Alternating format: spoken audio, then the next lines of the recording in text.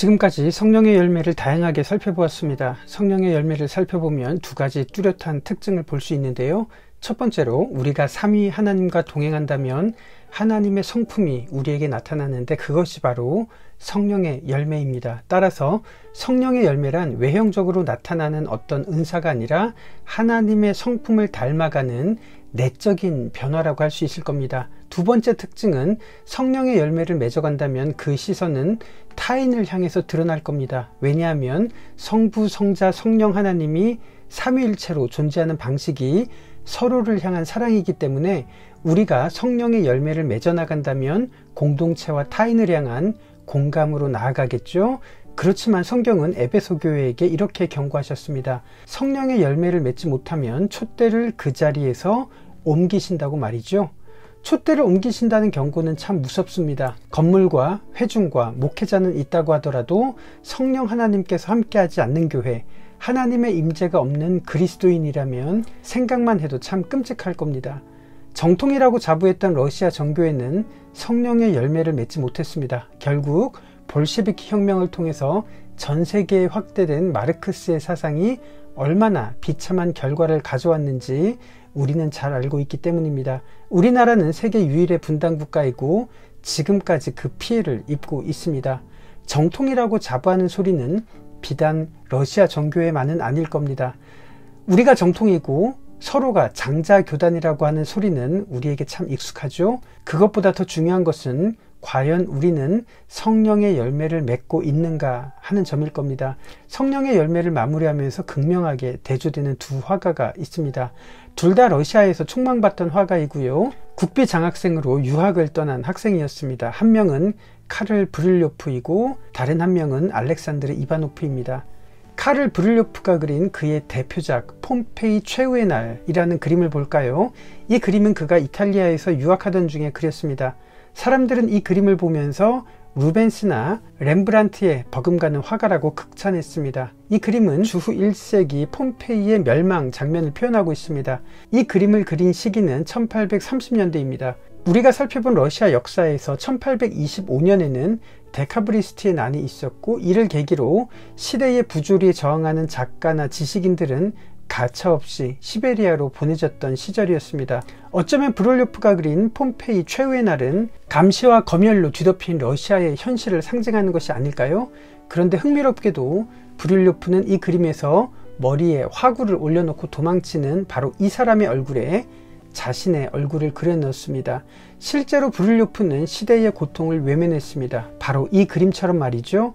그는 권력에 동조하며 검열과 감시를 이렇게 피했습니다. 그리고 그 대가로 그는 평생 호화롭고 사치스러운 생활을 즐겼습니다. 시대에 저항했던 동료 작가들이 시베리아로 보내질 때 말이죠. 카를 브릴요프와 대조된 삶을 살았던 인물은 알렉산드르 이바노프입니다.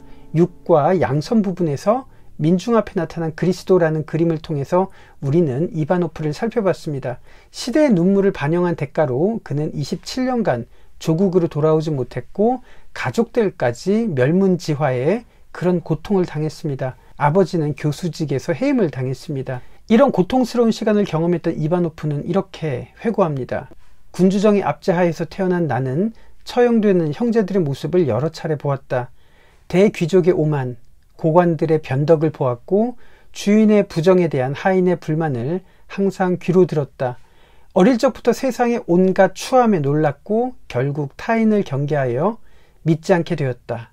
이바노프는 암울한 현실을 경험했지만 민중 앞에 나타난 그리스도 그리고 그의 작품들은 또 다른 러시아 화가들과 민중들에게 큰 용기와 희망을 주었습니다.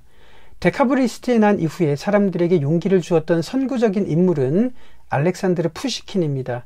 그는 어두운 시대를 향해 삶이 그대를 속일지라도 라는 시를 썼습니다. 그래서 그를 러시아 문학의 아버지라고 부릅니다. 시베리아로 보내지는 혹독한 시절에 푸시킨이 쓴 시입니다.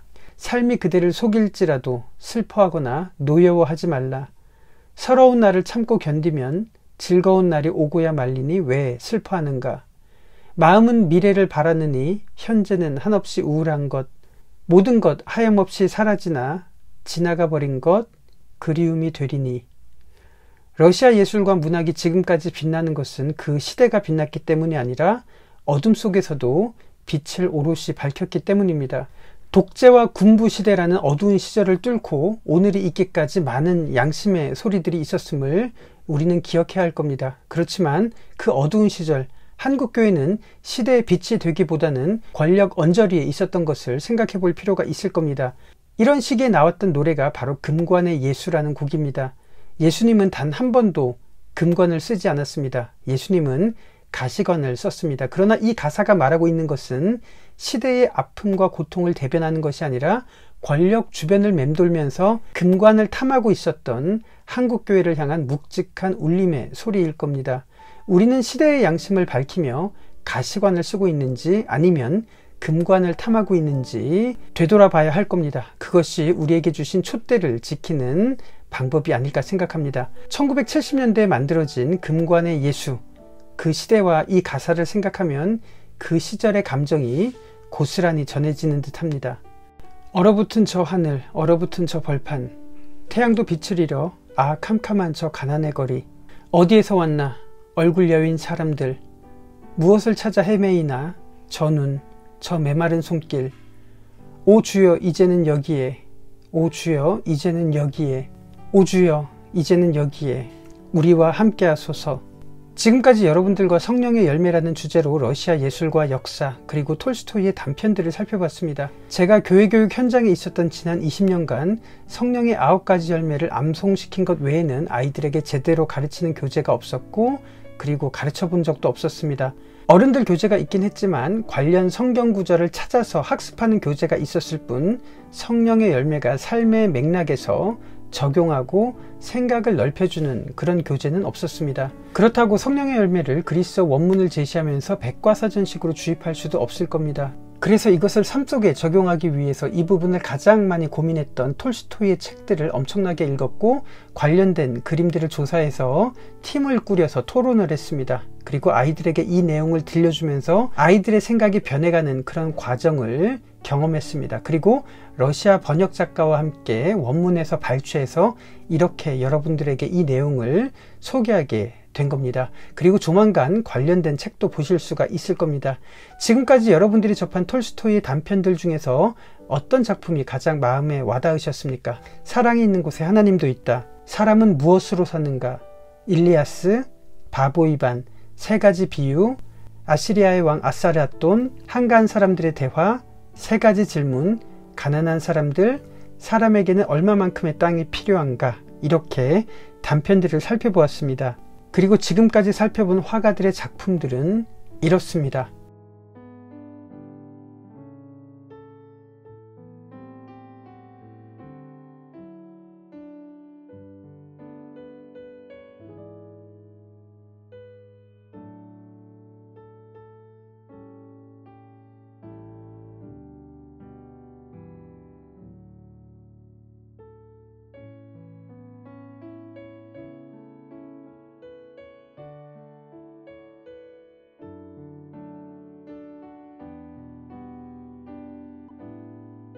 여러분들의 마음을 움직인 작품, 인상적인 그림은 무엇입니까? 그리고 성령의 열매를 이런 방식으로 여러분들이 접하면서 여러분들은 무엇을 느끼셨는지 여러분들의 진심 어린 피드백을 기다리겠습니다. 댓글로 알려주시면 앞으로 교육 콘텐츠를 제작하는 데 더 큰 도움이 될 것 같습니다. 그리고 더 좋은 내용으로 여러분들을 찾아가도록 하겠습니다. 고맙습니다.